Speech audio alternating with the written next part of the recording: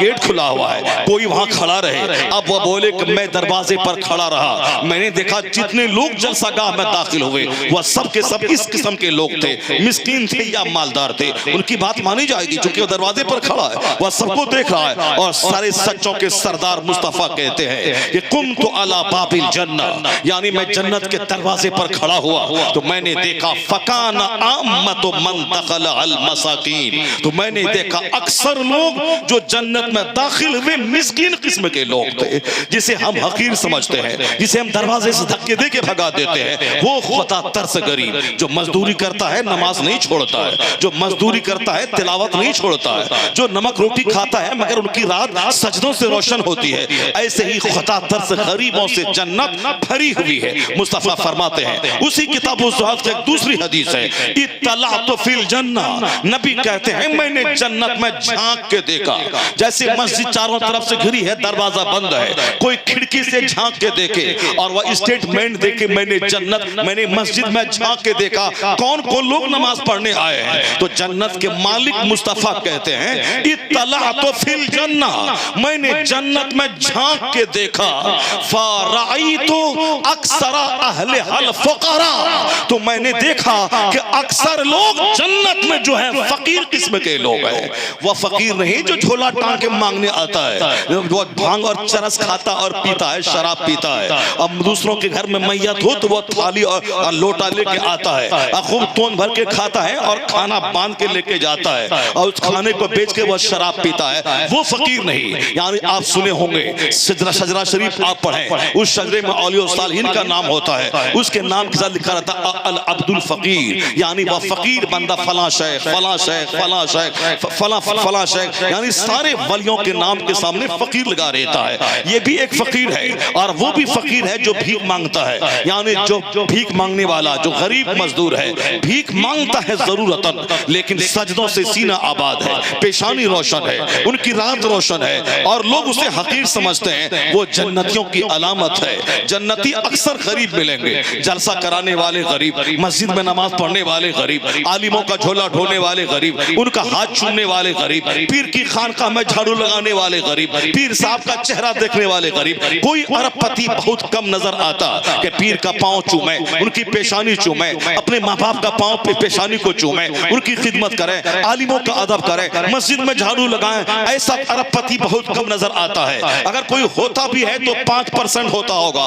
100 में 5 आदमी जिनके पास दौलत ज्यादा है मगर दिल फकीर जैसा है और दिल मिस्कीन जैसा है, ऐसे लोग कम है। मगर मेजॉरिटी जलसे में कड़ाके की सर्दी में बैठकर वाज सुनने वाला 99% गरीब होते हैं। मदरसे में पढ़ने वाला 99% गरीब होता है। मदरसों में पढ़ाने वाला 95% गरीब होते हैं। मस्जिदों में नमाज पढ़ाने वाले 95% गरीब होते हैं। मस्जिदों में नमाज पढ़ने वाले 70% गरीब होते हैं। यानी इन जिनसे खानकाह आबाद है, जिनसे मदरसा आबाद है, जिनसे मस्जिदें आबाद है, जिनसे जुलूस का झंडा आबाद है, जिनसे जलसागाह और दरसगाह आबाद है, जिनसे दरसगाह आबाद है, मेजॉरिटी चूंकि गरीबों से आबाद है, इसलिए हुजूर कहते हैं कुम इत्तलातु फिल जन्ना, मैंने जन्नत में जब झांका तो अक्सर मैंने फकीरों को पाया, अक्सर मैंने गरीबों को पाया।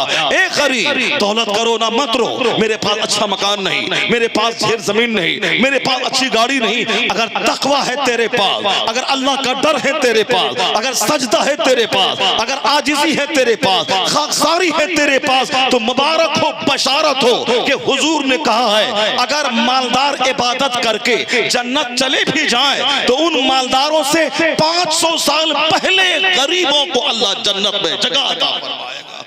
इसलिए कि गरीबों पे ज़कात फर्ज नहीं, गरीबों पे हज फर्ज नहीं, गरीबों पे सदका फित्र वाजिब नहीं, गरीबों पे कुर्बानी वाजिब नहीं। वो 8 घंटे ईंट होता है, 300 रुपए कमाता है, पसीना बहा करके बाल बच्चों को हलाल तरीके से पालता है। सदका फित्र उस पर वाजिब है जो साहिब निसाब, कुर्बानी उस पर वाजिब है जो साहिब निसाब, ज़कात उस पर फर्ज है जो साहिब माल, हज उस पर फर्ज है जो साहिब इस्तिताअत। यानी मालदारों को रोका जाएगा, तू बता दे कि माल कहां से कमाया, कहां खर्च किया।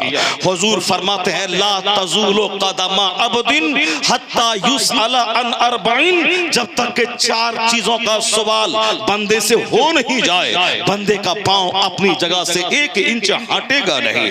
अन उमर ही फीमा अफना, अन शबाब ही, उनकी उम्र के बारे में कि तुमने जिंदगी किस काम में लगाई, जवानी के बारे में कि जवानी जो दीवानी होती है इस जवानी को किस काम में लगाया, माल के बारे में अम्माल ही मिन ऐन इक्तसबहु व फीमा फज़ाहु, from where you earn this and in which way you spend this, कहां से तुमने कमाया, किस रास्ते में खर्च किया। जब तक हिसाब दे नहीं दे बंदा 1 इंच हट नहीं पाएगा कयामत के दिन, जहां का एक दिन 50,000 साल के बराबर होगा। दुनिया के महाजन को हिसाब दे न दे, जो दुनिया का हकीकी मालिक है उनको हिसाब देना होगा। जिसकी जमीन जिसका आसमान सारी चीजें जिसकी हैं, वहां 1 इंच बंदा हट नहीं पाएगा। जबान पे मुहर लगा दी जाएगी, हाथ और पांव अल्लाह से बात करेंगे। सूरह यासीन में आया है अल यौम नख्तिमु अला अफ़वाहिहिम, उनके मुंह पर आज को मैं सील्ड कर दूंगा, उनके मुंह पे मुहर लगा दूंगा। व तुकल्लिमुना ऐदीहिम, उनका हाथ अल्लाह से बात करेगा कि इस हाथ से क्या काम लिया गया। व तशहदु अर्जुलुहुम, उनके पांव गवाही देंगे इस पांव से क्या, पांव को कहां चलाया गया, फिल्म हाल की तरफ ले जाया गया या फिर तवाइफों के कोठे की तरफ ले जाया गया या जुल्म करने के लिए थाना कचहरी की तरफ ले जाया गया, कहां इस पांव को ले गया। ये पांव बोलेगा, जबान को सील कर देगा। ये पांव बोलेगा कहां कहां गया, जलसा में गया, मस्जिद में गया, मदरसा में गया, आलिमों से मिलने गया, या डकैतों के पास गया, या दुनियादारों के पास गया, या कोर्ट कचहरी जुल्म करने गया, या तवाइफ की कोठे पे गया, या शराब की भट्टी में गया, या जुल्म कदे में गया, कहां गया। जवाब देगा, पांव बोलेगा हमको यह शख्स फलां जगह लेके गया, हमको फलां जगह लेके गया। यह हाथ अल्लाह से कलाम करेगा, इससे जुल्म हुआ या इंसाफ हुआ या भलाई हुई या दूसरों को आराम पहुंचाया गया। यह हाथ एक एक काम की गवाही देगा। आज सारी दुनिया तरस रही है कि हम जुल्म को कैसे रोकें। ज़िना बढ़ गया, शराब नोशी बढ़ गई, जुआ का अड्डा आबाद हो रहा है। दुनिया की सारी पुलिस हैरान है, मैं कैसे रोकूं जुल्म को। अमेरिका के लोग परेशान हैं, मैं कैसे रोकूं जुल्म को। हिंदुस्तान की गवर्नमेंट परेशान है, मैं कैसे रोकूं क्राइम को। क्राइम आर्मी से नहीं रुकेगा, क्राइम डंडे से नहीं रुकेगा, क्राइम कचहरी से नहीं रुकेगा। एक रास्ता है कि लोग ये जान ले कि कयामत के दिन मेरा हर स्याह और सफेद का हिसाब होगा। 2 फरिश्ते कांधे में हैं जो मुझको देख रहे हैं, अल्लाह मुझको देख रहा है। ये हाथ और पांव मेरे काम की नोटिस ले रहे हैं। यानी इस्लाम को पुख्ता कर दे, अल्लाह मौजूद है इस तसव्वुर को गहरा कर दे। इस्लाम पुख्ता होता चला जाएगा, ये तसव्वुर गहराता चला जाएगा। कयामत के दिन जवाबदेही का तसव्वुर मजबूत होता चला जाएगा। ऑटोमेटिक 90% गुनाह दुनिया से घटते चले जाएंगे। एक रास्ता वही है। आज मुसलमान भी बेईमान हो रहा है इसीलिए कि वो तसव्वुर फरिश्ता घट रहा है। कयामत के दिन हिसाब किताब का तसव्वुर कम हो रहा है। आज लोग लतीफा सुनने को पसंद करते हैं, आज लोग नॉवेल अफसाना सुनने को पसंद करते हैं, आज लोग जोक सुनना पसंद करते हैं, लेकिन घर में आखिरत की बात नहीं होती, घर में जन्नत की बात नहीं होती, हिसाब किताब की बात नहीं होती। जबकि हुजूर फरमाते जो रोजाना 20 बार मौत को याद करेगा तो दो चाहे अपने बिस्तर पे क्यों ना मर जाए, अल्लाह उसे शहादत का मर्तबा अता फरमाएगा। क्या मतलब? मौत की याद ताजा रहे, हिसाब किताब की याद ताजा रहे, रोजाना आदमी अपनी मौत को याद करे। कुन फिद दुनिया कान्नका गरीबुन औ आबिरु सबील। मुस्तफा कहते हैं दुनिया में ऐसे रह जैसे एक अजनबी रहता है, जैसे एक मुसाफिर रहता है। मौत की याद तुम्हें सीधा रखेगी, मौत की याद गुनाहों से बचाएगी, मौत की याद तुम्हें, आखिरत की याद तुम्हें क्राइम से बचाएगी। आज वही याद दिमाग से खत्म हो गई, जिसकी वजह से आज हम परेशान हो गए। आज हम गुनाह करने में हिचकते नहीं, गुनाह शबाब पे चला गया। औलिया सालिहीन की खानकाहों से उसी तसव्वुर को मजबूत बनाया जाता है। वहां सुबह शाम जौ की रोटी खिला खिलाकर उनके सीने के घमंड को मिटाया जाता है। इंसानियत और मानवता की सेवा की भावनाएं पैदा की जाती हैं। मैं ये कह रहा था कि सरकार गौसे आजम औलिया सालिहीन के सरदार का नाम है। न शादी उनको इबादत से रोक पाई, न 4 बीवियां उनको इबादत से रोक पाई, न 49 औलाद उनको इबादत से रोक पाई। हम गौसे आजम से पूछे मेरे सरकार, एक बीवी मेरे पास है और चेहरा हमेशा उड़ा उड़ा से रहता है, 4 बच्चे मेरे पास हैं और दिल में बेशुमार फिक्रें रहती है, ये 49 औलाद को कैसे पाला गया, ये 4 बीवियों का मेंटेन कैसा हुआ। तो गौसे आज़म आवाज देंगे, वमन यत्तक़िल्लाह यजअल लहू मखरजा व यरज़ुक़हु मिन हैसु ला यहतसिब। क्या तुमने खुदा का फरमान नहीं सुना? जो अल्लाह से डरता है, अल्लाह मुश्किल से निकलने का रास्ता पैदा फरमा देता है और वहां से रोजी देता है जहां से बंदा सोच नहीं सकता है। वहां से अल्लाह रोजी देता है जहां से बंदा सोच नहीं सकता है। दुनिया की फिक्रों ने हमारी आखिरत की याद को हमसे भुला दिया। एक अच्छी माँ अच्छी औलाद जन्म देती है। बात मेरी वहीं से चली थी, थोड़ी फैल गई है, अब वहीं से आगे मैं समेटना चाहता हूँ। जब ऐसा दुनिया का सारा काम एक सिस्टम से हो रहा है, अपने वक्त पे रात आती है जाती है, वक्त पे दिन आता है जाता है, अपने वक्त पे मौसम आता है मौसम जाता है। सारे लोग मिल करके बोले कि मैं जवानी से बुढ़ापे में न जाऊं, लोग पागल हो जाएं, मगर जब बूढ़ा होना है। दाढ़ी के बाल आज से 10 साल पहले मेरे सियाह थे, मगर 10 साल के बाद दाढ़ी के बाल सफेद हो गए। आज से 25 साल पहले मेरा शेख जवान था, 25 साल के बाद मेरा शेख अब बूढ़ा हो गया। इसका मतलब है दुनिया की कोई दवाई बुढ़ापे को आने से रोक नहीं सकती। दुनिया की कोई दवाई वो सफेद बाल को काला नहीं कर सकती। अलबत्ता हम खिजाब लगा के काला कर सकते हैं। आला हजरत से पूछा गया था, हुजूर काला खिजाब लगाना कैसा है?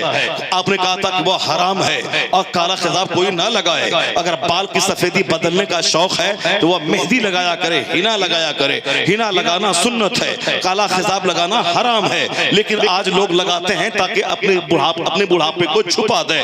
तो आला हजरत ने लिखा था, बूढ़े बैल की सींग में अगर तेल लगा दिया जाए तो वह बूढ़ा जवान नहीं हो जाता है। उसी तरह जब आदमी जवान नहीं होता बूढ़ा, तो बाल को काला खिजाब लगा दें तो हम जवान नहीं हो जाएंगे।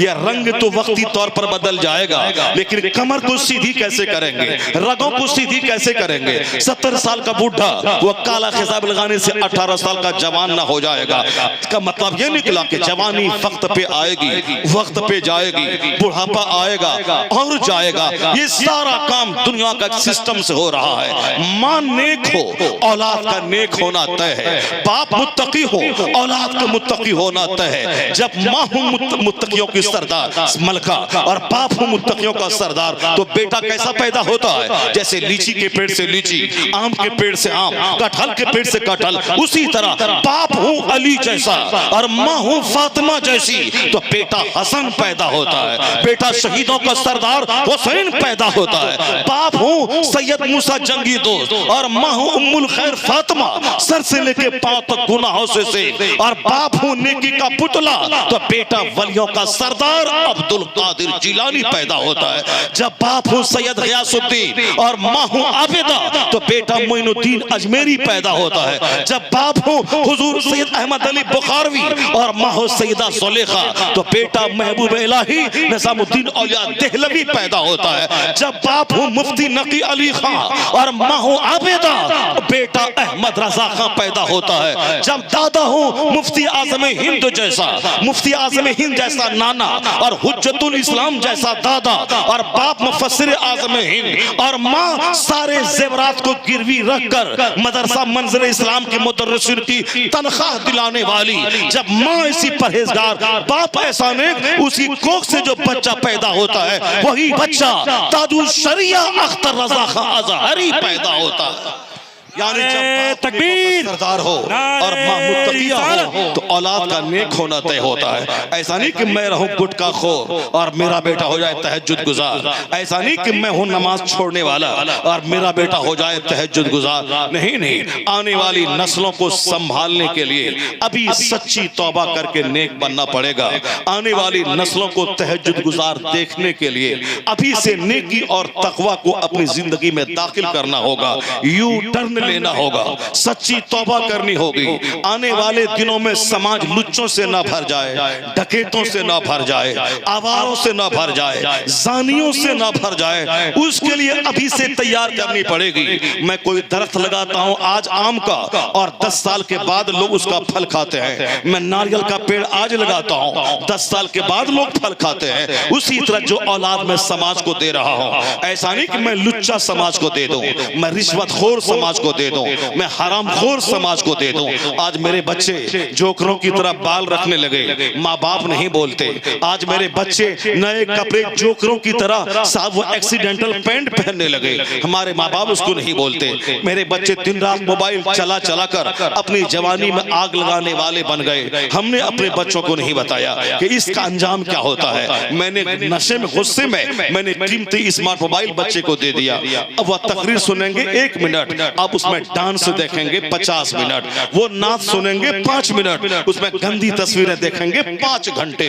रात रात भर जाग कर मोबाइल चलाना क्या मतलब? ऐसा नहीं कि मोबाइल चला चला के कोई IAS ऑफिसर बन गया, कोई IPS ऑफिसर बन गया। मेरे बच्चे ने मोबाइल हाथ में लिया, मोबाइल में अच्छी अच्छी चीजें ढूंढ करके वो IAS ऑफिसर बन गया। ऐसा तो लाखों में कोई एक बच्चा ऐसा होता होगा, मगर जनरल बच्चे क्या हो गए, उनकी जवानी उजड़ गई। शादी से पहले वह हिजड़ा और नामर्द हो गया, अब शादी से वो घबरा रहा है, भाग रहा है, क्योंकि गंदी तस्वीरें देख देख कर वह जिरियान का मरीज हो गया, गंदी तस्वीरें देख देख कर इस्लामबाजी का मरीज हो गया, गंदी तस्वीरें देख देख कर हैंड प्रैक्टिस मुश्तजनी का मरीज हो गया। शादी से पहले ही वो बूढ़ा हो गया, अब शादी से वो डरता है और घबराता है, शादी नहीं करेंगे। शादी अगर कर भी ले तो बीवी से शर्माता है, शादी कर भी ले तो वो माजून और टिकिया खा के जवानी वापस नहीं आती है तो वो घर छोड़ के भाग जाता है। जब ऐसे लड़कों की कसरत हो जाएगी, ये बताएं कि उस समाज में औरतों का क्या बनेगा। औरतों का शौहर जब हिजड़ा रहेगा तो औरतें नौकरों के साथ, औरतें नौकरों के साथ, औरतें ड्राइवर के साथ, औरतें समाज में काम करने वाले छोकरों के साथ, औरतें ट्यूशन पढ़ाने वाले ट्यूटर के साथ। जब मर्द ही हिजड़ा रहे तो औरतें ख्वाहिश की तकमील के क्या करेंगे। मैं घर से बाहर सऊदी अरब चला गया, वहां से मैं 10 साल के बाद घर लौट के आया तो मैंने मोबाइल से अपनी बीवी से बात करके करके गंदी तस्वीरें की बातें करते करते मैंने उसके इश्क की आग को भड़का दी। अब मैं सऊदी अरब में हूँ, बीवी मेरे घर में है, तो अब वो क्या करेगी, अच्छा खाना खाना है, मोबाइल चलाना है, गंदी तस्वीरें देखना है, उसके बाद बदन में जो आग लगी कहाँ बुझाना है। आज तरह तरह की वारदात पेश आ रहे हैं, कोई अपने देवर के साथ, कोई अपने ससुर के साथ, कोई अपने कजिन के साथ, कोई अपने नौकर के साथ, कोई ट्यूशन पढ़ाने वाले के साथ, कोई मस्जिद के खादिम के साथ, यानी तरह तरह की ख्वाहिशात की तकमील के लिए गंदे और खिनौने हथकंडे अपनाए जा रहे हैं। हमने पैसा को मजहब बना लिया, इज्जत और आबरू लूट गई। इसी आजमगढ़ उत्तर प्रदेश का वाकया, माहनामा अशरफिया मुबारकपुर से एक वाकया छपा था। आजमगढ़ का एक रहने वाला वो रहता था सऊदी अरब में, यहाँ उसकी बीवी के बारे में उसको पता चला, ये बाहर जाता है, ये वो होटल अटेंड करती है। उस चोरी को पकड़ने के लिए उस आदमी ने अपनी बीवी से कहा मेरी फ्लाइट परसों है, मैं आज यहाँ से दिल्ली जा रहा हूँ। वो वहां से गया आजमगढ़ के सबसे बड़े होटल, जिस होटल में वो किस्मत फरोशी का धंधा करती थी, उस होटल में जाके रूम बुक कर लिया। उन्होंने कहा तुम्हारे पास कौन कौन सी तस्वीरें हैं, तस्वीरें उनके सामने उस होटल वाले ने लाके रख दिया। उन हजारों औरतों की भीड़ में अपनी बीवी को पहचान लिया। उन्होंने कहा हमें ये चाहिए। उन्होंने वहां से कॉल किया कि क्लाइंट आया है। अब वहां से सज धज के वो आ गई। उस रूम में जब दाखिल हुई, जिस रूम में उसका शौहर पहले से मौजूद था, जब वो उसमें दाखिल हुई, ये बता दे कि उसके दिल पे क्या गुजरा होगा। पांव तले की जमीन खिसक गई होगी, बेहोश होके गिर गई होगी, शौहर का समझा होगा, फिर तलाक हुआ, फिर क्या हुआ वो तो बात की बात है। लेकिन ऐसा दिन देखने को क्यों मिला कि शौहर बाहर रहे और इस्मत फरोशी का धंधा करें। ये तो होटल अटेंड करती थी तो लोगों ने जान गया, लोगों ने कंप्लेन किया। लेकिन जो अपने घर के लोगों के साथ मुकाला कर रही हो, जो घर के लोगों के जुल्म का शिकार हो रही हो, जो अपने देवर के साथ, अपने कजिन के साथ, अपने नौकर के साथ इस तरह का कारोबार चल रहा हो, हमने कभी नहीं सोचा आंख बंद करके पैसा कमाने का वबाल क्या होगा। हमने कभी नहीं सोचा ये घर के बच्चे उजड़ जाएंगे, पैसा कमा के मैं क्या करूंगा। आदमी को होना चाहिए था अपने बाल बच्चों पे कड़ी निगाह रखे, अपने वतन की रोजी जिससे कि औलाद संभल सके। अगर वतन में रोजी नहीं मिल रही है, एक तरीका है संभालने का, आप रहे बाहर, मगर मदीना पाक का उस मुहद्दिस की तरह जिनका बाप वो सरहद इस्लाम पे की सुरक्षा के लिए गया था, मुजाहिद इस्लाम था, 27 साल बाहर रह गए। उसे आने का प्लान बनाता था मैं मदीना लौट के जाऊं, आवाज आती थी इस्लाम बचाओ, फिर वो वहां चले जाते, काफिरों से जिहाद करते, फिर सोचते अब मैं इस साल घर चला जाऊंगा, फिर आवाज आती उस तरह से इस्लाम बचाओ। इस तरह 27 साल गुजर गए। 27 साल के बाद जब वह मुजाहिद मदीना लौटा है, पहले रोज़े रसूल पे सलाम पेश करने गया, उसके बाद वो वहां एक दरस हदीस की महफिल सजी थी, उसमें बैठ गया। देखा मदीने का एक बड़ा मुहद्दिस नौजवान खुद शक्ल, खुशपोश मसनद पर बैठकर मदीना के उलमा को हदीस का हदीस दर्स दे रहा है। वो उस दर्स हदीस की महफिल में बैठ गया और तब दर्स हदीस मुकम्मल हुआ, दिल में ख्वाहिश पैदा हुई, काश मेरी भी नस्ल में ऐसा मुहद्दिस पैदा होता तो हमारी नस्लें फख्र करती। एक ख्याल था पैदा हुआ, जैसे हमारे दिल में ख्याल पैदा होता है, मेरा बेटा किसी क्रिकेटर को मैं देखता हूँ 5 करोड़ कमा लिया तो दिल में ख्याल पैदा होता मेरा बेटा क्रिकेटर बन गया होता। किसी एक्टर के बारे में सुनता हूँ फला ने 10 करोड़ रुपए लेकर फिल्म को साइन किया और फला कंपनी के ब्रांड के एडवर्टीजमेंट के लिए 50 करोड़ रुपए लिए, तो हम भी सोचते काश मेरा बेटा भी ऐसा एक्टर होता 50 करोड़ कमा लेता। यानी जिस तरह का दिल होता है उसी तरह की सोच पैदा होती है। वह मुजाहिद था मदीने का, दरसे हदीस की महफिल में बैठा, ख्याल क्या पैदा हुआ, काश जिस मनसब पे शेखुल हदीस फाइज है मेरी नस्ल का कोई बच्चा ऐसा होता। ख्याल आया चला गया, फिर वह दरसे हदीस की महफिल से उठा अपने घर पहुंचा है। 27 साल के बाद घर में दाखिल हुआ है, बीवी से मुलाकात हुई, बीवी और शौहर में बात होने लगी। इसी दौरान मस्जिद नबवी का शेखुल हदीस वह वहां से चल के उस घर के अंदर दाखिल होता है।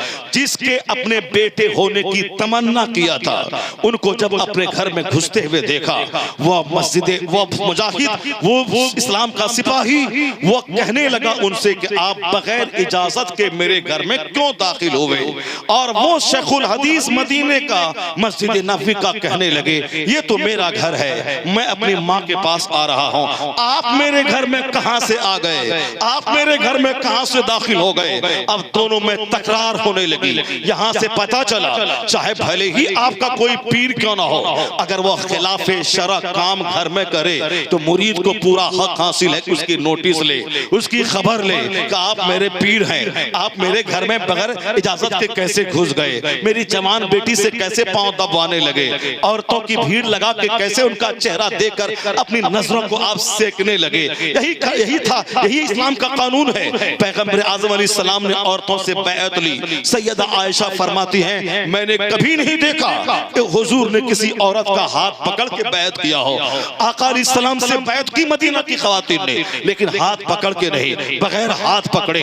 औलिया सालिहीन का तरीका यही रहा कि औरतें जब भी शेख के सामने आए सर पे आंचल डाल के आए, अपने बदन को ढांप के आए। इन हजारों आवारों की मौजूदगी में अगर कोई ऐसा शेख देखता हो जो गौसे आजम की याद ताजा कर जाए, जो मखदूम अशबिहारी की याद ताजा कर जाए, वो शेख की सूरत में कभी आला हजरत थे, कभी मुफ्ती आजम हिंद थे, कभी ताजुल शरीया थे। लाखों की भीड़ में कोई औरत करीब नहीं आ सकती। अगर औरत को बैत करना भी है वो पर्दे में बैठे। यही वजह हिंदुस्तान में हजारों खानकाह हैं लेकिन आज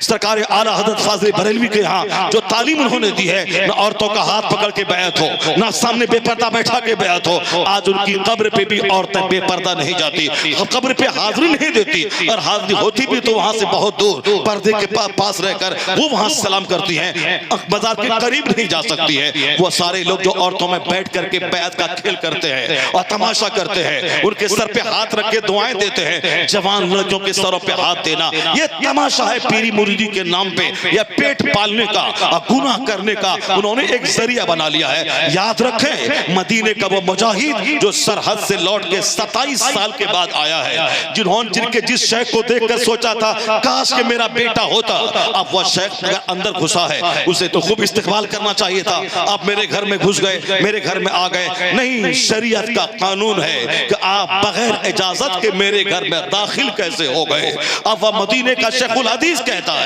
ये तो मेरा घर है, वो तो मेरी माँ है, आप अजनबी शख्स मेरे घर में आ कहां से गए। दोनों में तकरार बढ़ी। अंदर से ज़ईफा खातून कहती है कि ऐ मेरे शौहर वह कोई दूसरा नहीं है, ये वही शख्स है 27 साल पहले आपने जो अमानत मेरे शिकम में दी थी, अल्लाह ने बेटे की शक्ल में अता फरमाया था, वो कोई दूसरा नहीं है, वो आपका शहजादा आपका बेटा है। और जो अशरफियां आपने मेरे हवाले की थी, वो अशरफी मैंने उसकी तालीम और तरबियत के पीछे खर्च कर दिया। अब वो कहती है ज़ईफ़ा अपने बेटे से कि बेटा ये कोई अजनबी नहीं है, ये तुम्हारा बाप है जो 27 साल पहले अपने घर से जुदा होकर सरहद इस्लाम पे गया था। दोनों बाप बेटे आपस में गुलगीर हो गए। यानी जब माँ इसी लाजवाब हो कि 27 साल में किसी अजनबी मर्द ने चेहरा ना देखा हो, अब बाप ऐसा लाजवाब हो जो 27 साल सरहद पे रहकर इस्लाम की सुरक्षा किया हो, तो उनका बेटा तमाम खतरा से महफूज अपने वक्त का जबरदस्त शेखुल हदीस रबीअतुर राय, जो हिंदुस्तान की तारीख में 10 बड़े मशाइख में जिनका नाम आता है, जब माँ लाजवाब बाप लाजवाब तो बेटा मुहद्दिसीन का सरदार रबीअतुर राय जनाब लेता है। यानी माँ ऐसी थी जिनको शौहर ने तक़वा तहारत का पाठ पढ़ाया था। अगर सऊदी अरब में रहना ही है, बंबई में रहना ही है, तो अपनी बीवियों की मजाज साजी ये कर दे, वो अपने घर में फजर के बाद सूरह यासीन पढ़े, 3 पारे कुरान की तिलावत करे, उसके बाद अपने घर का कामकाज करे, जोहर की नमाज पढ़ने के बाद तसव्वुफ की किताब पढ़े, असर से मगरिब के बीच में 1000 बार दरूद पढ़े, मगरिब के बाद सूरह वाक़िया, सूरह दुखान, सूरह मुल्क, सूरह मुज़म्मिल की तिलावत करे, ईशा के बाद दरूद शरीफ पढ़ के सो जाएं, 3 घंटे सोने के बाद तहज्जुद की पाबंदी करे। यानी अगर आप बाहर रहना चाहते हैं तो बीवी के हाथ में स्मार्ट मोबाइल ना दे, घर में LED टीवी ना लगाए, वरना कपड़ा गरम, लिबास गरम, खाना गरम, टीवी का मंजर गरम, और उस गर्मी को बुझाने के लिए बेपर्दगी मौजूद है। वहां ज़िना ना होगा तो क्या होगा? अगर रहना हो तो घर में रह, सूखी रोटी खा, अपने बाल बच्चों की सुरक्षा कर। अगर बाहर रहना ही है तो बीवी के हाथ में कुरान दे दे, मुसल्ला दे दे, तहज्जुद गुजारी की तरबियत दे दे, उसे औलिया सालिहीन का पाठ सिखा दे, उसे तिलावत से फुर्सत ना मिले कि वह गुनाह की तरफ मजाज जाता है। नारे तकबीर, नारे रिसालत, पैगाम इस्लाम, मजहब इस्लाम, अल्लामा शहरयार रजा खान साहब क़िबला। हमने सिर्फ औलिया सालिहीन की करामतें सुनी हैं, हमने बुजुर्गान दिन का सिर्फ लंगर खाया है, हमने उसी को फैजान औलिया समझ लिया है। जबकि लंगर खाना, मज़ार पे जाना, चादर चढ़ाना, ये सब अहले सुन्नत के मरासिम है, एक अच्छा काम है, लेकिन फर्ज और वाजिब नहीं है। हमने उस कब्र में लेटे वली को नहीं देखा जो 40 साल तक जी भर के जौ की रोटी भी नहीं खाई। हमने उस शेख के किरदार पे नजर नहीं रखी जिन्होंने अपनी जायदाद को दांव पे लगा तो दिया मगर कभी जबान को झूठ से आलूदा नहीं होने दिया, जिन्होंने कड़ाके की सर्दी में रहकर भी उन्होंने ठंडे पानी से बर्फ काट काट कर वुजू करके उन्होंने नमाज अदा की। हमें उनका किरदार लेना था तो हमने उनकी चादर ले ली, हमें उनका कैरेक्टर लेना था हमने उनका लंगर ले ली, उनका कैरेक्टर लेना था तो हमने उनसे जन्नत का टिकट ले लिया।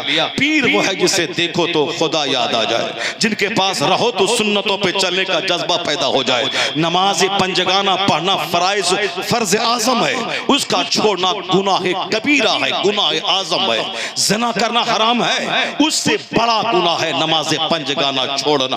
कोई 10 साल तक ज़िना करे वह तौबा कर ले तो अल्लाह रब्बुल इज्जत सच्ची तौबा के सदके, सच्ची तौबा की बदौलत अल्लाह उसके गुनाहों को माफ फरमा देगा। लेकिन अगर किसी पर नमाज फर्ज हुई 15 साल में, वह नमाज शुरू किया 50 साल में, वह चाहे 50 उम्र क्यों ना कर ले, वह सच्ची तौबा करके पक्का नमाजी क्यों ना बन जाए, लेकिन यह 35 साल की नमाज उसके जिम्मे कज़ा है। 50 हज करने के बाद भी यह 35 साल की नमाज उसके जिम्मे से साकित नहीं होगी, उसे पढ़ना ही पड़ेगा। क़यामत के दिन मज़ारात की हाज़िरी, पीरो मुर्शिद की मौजूदगी, लंगर और चादर के बारे में यह कोई सवाल नहीं होगा। सवाल होगा, तिर्मिज़ी के हदीस में आया है, इन्ना अव्वला मा युहासबु बिहिल अब्द यौमल क़यामति सलात, क़यामत के दिन सबसे पहला सवाल नमाज का सवाल होगा। हुजूर फरमाते अगर नमाज के बारे में जवाब देने में आदमी कामयाब हो गया, फ़क़द अफ़लहा व अंजहा, वह कामयाब और बामुराद हो गया। अगर नमाज के बारे में पकड़ा गया तो फ़क़द ख़ाबा व ख़सिरा, वह हिलाक और तबाह बर्बाद हो गया। हुजूर फरमाते हैं बैनल अब्दे वल कुफ्रे तर्कुस सलात, एक मोमिन और काफिर के दरमियान जो चीज फर्क पैदा करती है वो नमाज है, यानी नमाज तर्क करना एक आदमी को इस्लाम की बरकतों से दूर कर देता है। आका फरमाते हैं बेनमाजी का अंजाम फिरौन के साथ होगा, हामान के साथ होगा, बेनमाजी का अंजाम कारून के साथ होगा। यानी इन घटिया काफिरों का नाम लिया हुजूर ने कि बेनमाजी का अंजाम फिरौन के साथ, हामान के साथ, कारून के साथ, उमैया इब्ने खल्फ के साथ होगा। शारहीन हदीस फरमाते हैं फिरौन को चूंकि बादशाहत ने काफिर बनाया, इसलिए जो आदमी इक्तदार, हुकूमत, कुर्सी की वजह से नमाज न पढ़ता हो उसका हश्र फिरौन के साथ होगा। कारून चूंकि व्यापारी बिजनेसमैन था, उसको तिजारत और माल की मोहब्बत ने काफिर बनाया, मूसा अलैहिस्सलाम का बागी बनाया। तो जिसको तिजारत और बिजनेस की वजह से नमाज पढ़ने की फुर्सत न मिलती हो उसका अंजाम कारून के साथ होगा। हामान फिरौन का वजीर था, मुलाजमत की वजह से फिरौन की मोहब्बत में पढ़कर वो काफिर हुआ। आज जो नौकरी करेगा, नौकरी की वजह से नमाज पढ़ने की फुर्सत न मिलेगी, उसका अंजाम हामान के साथ होगा। आला हजरत लिखते हैं शजरे रज़विया में, वह नौकरी करना हराम है जिस नौकरी में नमाज पढ़ने की फुर्सत न मिलती हो। कोई काफिर मालिक भी नमाज पढ़ने से रोक नहीं सकता है, उस नौकरी को छोड़ दे। वह अल्लाह की इबादत छोड़कर कोई रोजी बरकत नहीं लाएगी, कोई जरिए माश बरकत नहीं लाएगा। वह नौकरी को छोड़ दे अल्लाह की मोहब्बत में और वह काम करे जिसमें वह नमाज पढ़ सकता हो, तो अल्लाह रब्बुल इज्जत उस रोजी में बरकतें अता कर देगा। रजा का नाम है, नमाज ही नहीं है। दाढ़ी है, नमाज ही नहीं है। सर पे टोपी है, नमाज ही नहीं है। कोई जिंदगी भर टोपी ना पहने उतना बड़ा गुनहगार ना होगा जितना बड़ा गुनाह एक वक्त की नमाज छोड़ने से होगा। एक वक्त की नमाज छोड़ना हराम और गुनाह कबीरा है। कोई दाढ़ी मूंड ले, दाढ़ी मूंडना उतना बड़ा हराम नहीं जितना बड़ा हराम नमाज़े ज़ोहर असर मगरिब का छोड़ना है। जिंदगी भर कोई दाढ़ी मूंडता रहे वह उतना बड़ा मुजरिम नहीं है जितना बड़ा मुजरिम नमाज़े पंजगाना का छोड़ना है। कोई सारी जिंदगी जीन्स और टी शर्ट पहनता रहे उतना बड़ा मुजरिम नहीं है। और जो जुब्बा पहने और नमाज ना पढ़े, नमाज पढ़ना फर्ज आजम है और नमाज छोड़ना भी गुनाह आजम है। अब कोई फातिहा करे नमाजी ना पढ़े, जुलूस निकाले नमाजी ना पढ़े, अजमेर जाए नमाजी ना पढ़े, बगदाद जाए नमाजी ना पढ़े, पीर साहब के हाथ पे मुरीद हो नमाजी ना पढ़े, ये सारी चीजें रायगा हो जाएंगी, मुअल्लक रहेगा। जैसे कोई 1 लाख आदमी को इफ्तार करवा दे मगर अपना रोजा नहीं रखे, 1 लाख आदमी को इफ्तार करवाना ये नफल है, अपना रोजा रखना फर्ज है। और कोई नफल कबूल नहीं होता जब तक कि फर्ज ना अदा करे। कोई 1 करोड़ की मस्जिद तामीर कर दे ये नफल है और अपनी नमाज पढ़ना ये फर्ज है। और कोई नफल कबूल नहीं होता जब तक कि वह फर्ज ना अदा करे। ज़कात का 100 रुपया जो आदमी पर फर्ज है वो फर्ज है। अब 50 करोड़ रुपए का कंबल गरीबों में बांट दे ये नफल है। और कोई नफल कबूल नहीं होता जब तक कि वह फर्ज ना अदा करे। मुहर्रम के मौके पर 50 देग बिरयानी के बनाकर हुसैन के नाम का लंगर खिला देना ये फर्ज नहीं, ये नफल है। और कोई नफल कबूल नहीं होता जब तक कि वह ज़कात का फर्ज न अदा करे। इसलिए फर्ज फर्ज है, नफल नफल है। यहाँ जुलूस है, झंडा है और 11वीं का लंगर है, नमाज ही नहीं है, ये भी गया काम से। और कुछ बदअकीदे हैं जिनके पास नमाज रोजा है मगर वह इन मरासिम अहले सुन्नत को हराम और बिदअत और शिर्क कहता है, वो भी गया काम से। अब कौन रहा काम से? वह बीच का रास्ता जिसे मसलके आला हजरत कहते हैं। यहाँ हाथ में झंडा भी होगा, नमाज भी होगी, फातिहा भी होगी, नमाज भी होगी, गौसे आजम की नियाज भी होगी, नमाज भी होगी, मस्जिद की तामीर भी होगी, नमाज भी होगी, 11वीं का झंडा भी होगा, नमाज भी होगी, मज़ारात की हाजिरी भी होगी, नमाज भी होगी। इसी का नाम मसलके आला हजरत है। जो इस रस्सी को मजबूती से थामा वह दोनों तरफ की तबाही से बचा और यह सीधी राह जन्नतुल फिरदौस की तरफ ले जाती है। यही है मसलके आला हजरत, जहां सिर्फ नवाफिल पे जोर नहीं दिया जाता, जहां नफ्ल भी हो और फर्ज भी हो। और यही हमने औलिया सालिहीन से सीखा है और यही मैंने सरकार की हदीस से सीखा। हुजूर फरमाते हैं रकअतल फज्र खैरुम मिन दुनिया व मा फीहा, यानी 2 रकात नमाज़े फज्र की दुनिया और दुनिया में जो कुछ है उससे बेहतर है। दुनिया में 200 से शायद ममालिक हैं, सारे खजाने हैं, ये सारे खजाने एक तरफ, फज्र की 2 रकात नमाज एक तरफ। हुजूर कहते हैं मौज़ो सौतिन फिल जन्नह खैरुम मिन दुनिया व मा फीहा, जन्नत में एक बालिश की जगह, कोड़ा रखने की जगह दुनिया और दुनिया में जो कुछ है उससे बेहतर है। चूंकि हमने औलिया और सालिहीन सिर्फ दुआएं लेकर माल बढ़ाने का तरीका सीखा है। गरीबी हो तो पीर साहब के हाथ मुरीद हो जाओ, वह दुआ करेंगे मालदार हो जाओगे, यानी इस तसव्वुफ के रास्ते का भी हमने दुनिया के लिए इस्तेमाल किया। एक शख्स किसी फकीर की कब्र पे हाजिर होकर बोला कि बाबा मैं गरीब खस्ताहाल मोहताज मुफलिस हूँ, आप निगाहे करम कर दें कि मैं मालदार बन जाऊं।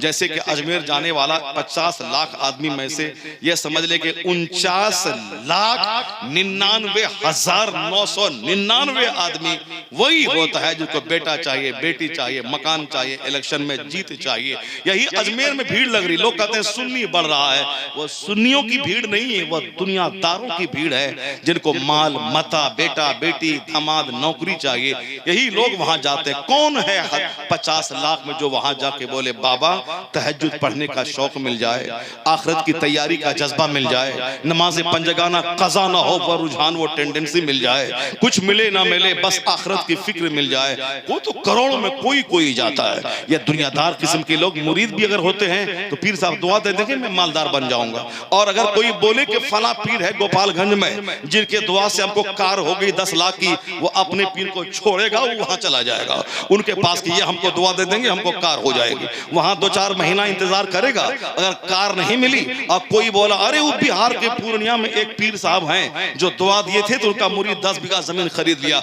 वो उस पीर को छोड़े बोला तुम्हारी बैत तुम्हारे मुंह पे, वो दौड़ के पूर्णिया चला जाएगा। वो बोलेगा कि बाबा मैंने सुना है कि आप बहुत देते हैं। यानी खानकाह, पीर, मजार का इस्तेमाल भी दुनिया के लिए। मुरीद हो वह मुरीद सारी दुनिया छोड़ दे आखिरत के लिए, अपने मुरीद की बारगाह में रखे तरबियत करे। मुजफ्फर बल्खी बल्ख का बादशाह था, बादशाह छोड़कर मखदूम बिहारी के आस्थाने पे आ गए। झाड़ू लगाना, लंगर में खाना बनाना, आने वाले ज़ायरीन को खिलाना। जब बादशाह ने दुनिया तर्क करके जारूब कशी शुरू कर दी, अल्लाह ने उसे वक्त का आलिम रब्बानी, आरिफ बिल्लाह और वक्त का वली कामिल बना दिया।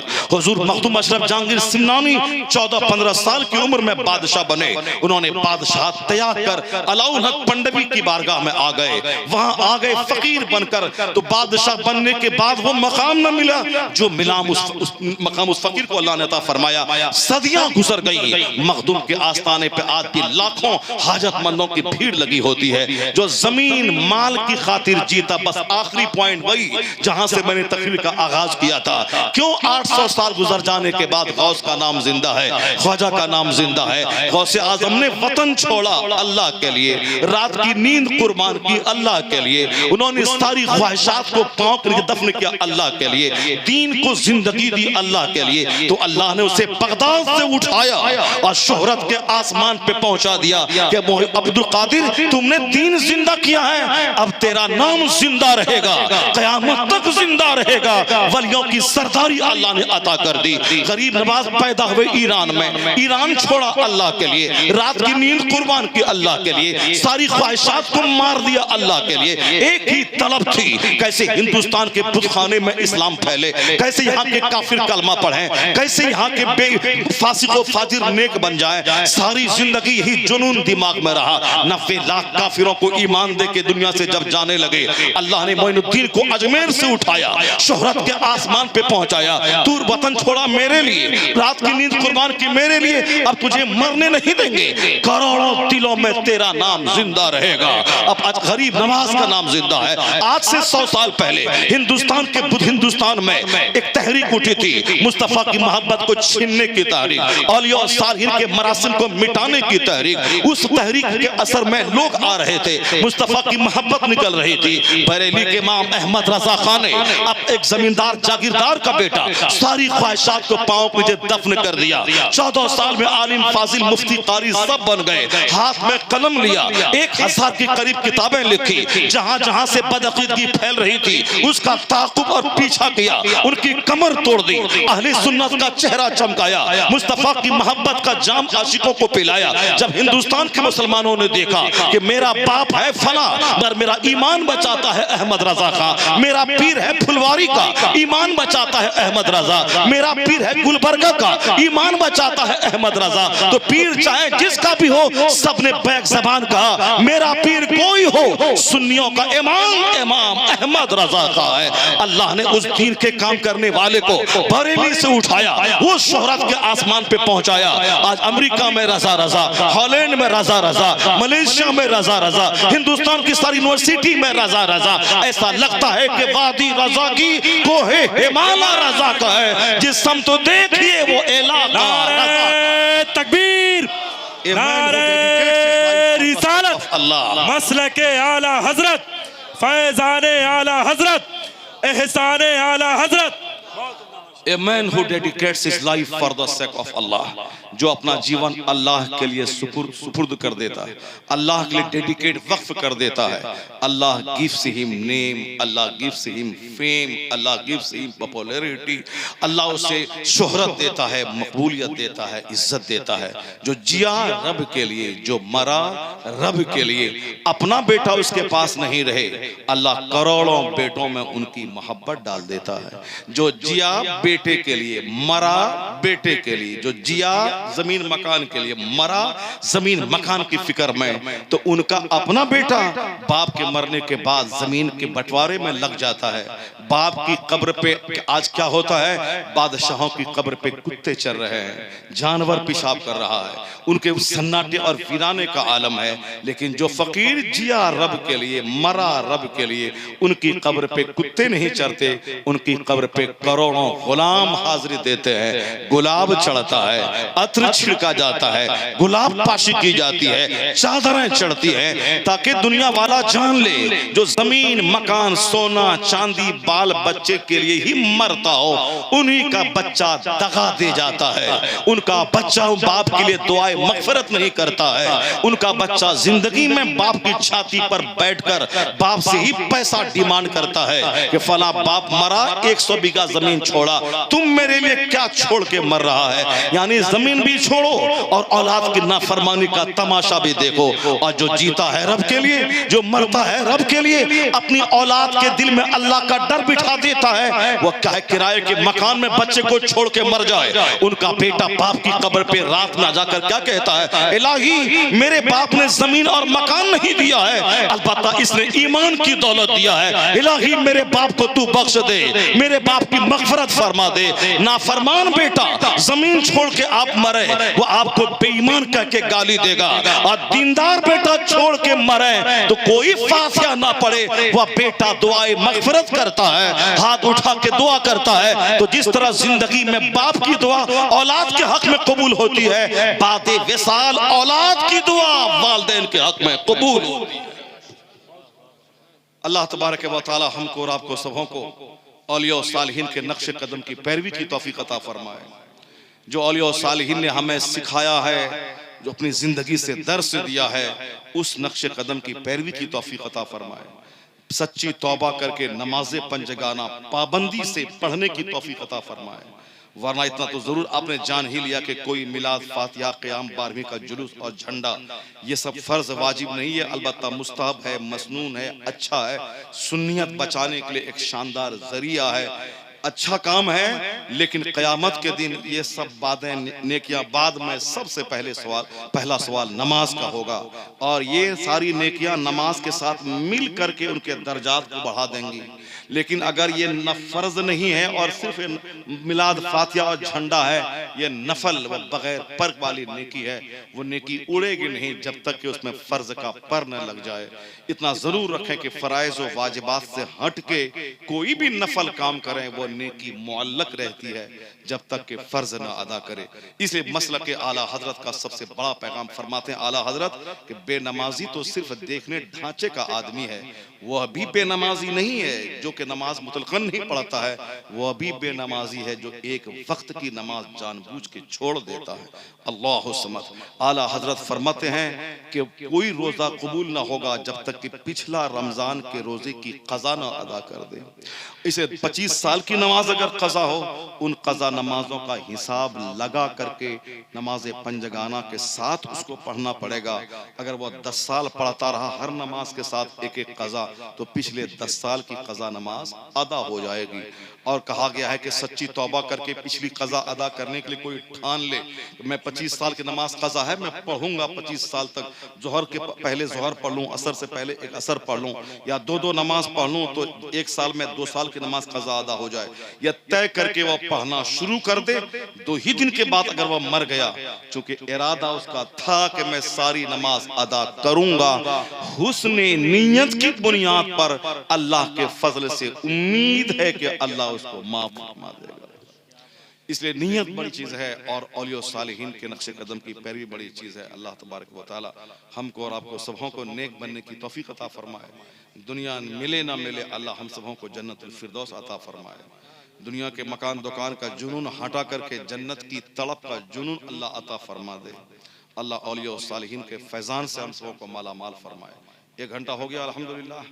इस कड़ाके की सर्दी में 1 घंटे की तकरीर, क्या नकीब साहब 1 घंटा हो गया ना?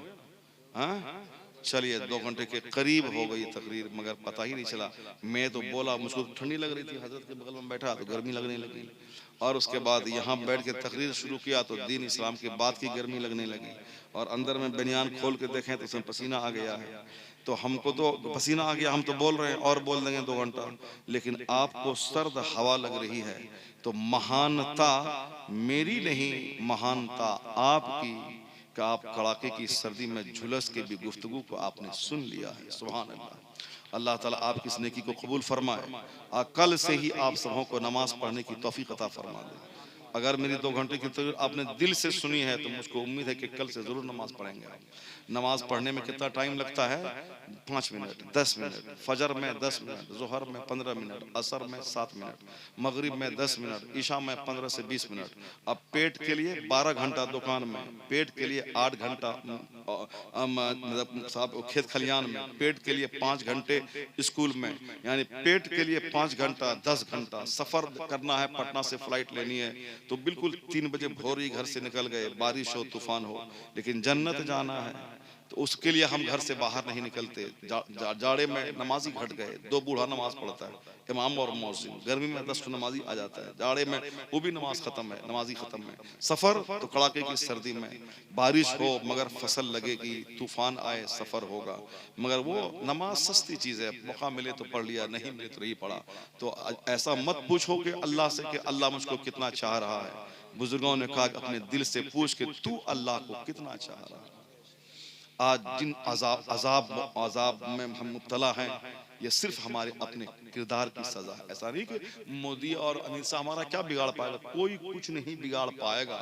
जो भी गलतियां हैं उसी गलती की मुझको सजा मिल रही है। आज मैं सीधा हो जाऊं तो कल अल्लाह ताला आसमान से करोड़ों फरिश्तों को मेरी मदद के लिए उतार देगा।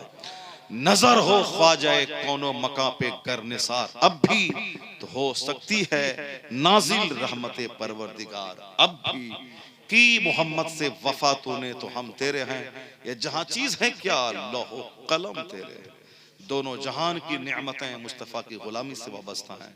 अखबार पढ़ना है, चिकनी चपड़ी बातें करनी है, और जो फराइज व वाजिबात है उसकी तरफ से बेतवज्जोही है, और कहना कि अल्लाह कहाँ है। अल्लाह हमारी शहे रग से ज्यादा करीब है, मगर अल्लाह कहता है कि बंदे तुम कहाँ हो, तुम कहाँ हो, अपने आप को झांक के देखो तुम कहाँ हो। बुजुर्गों की करामत सुन के वो लंगर खाना बड़ा आसान है, और रात में जाग करके 2 रकात नमाज पढ़ना बड़ा मुश्किल है।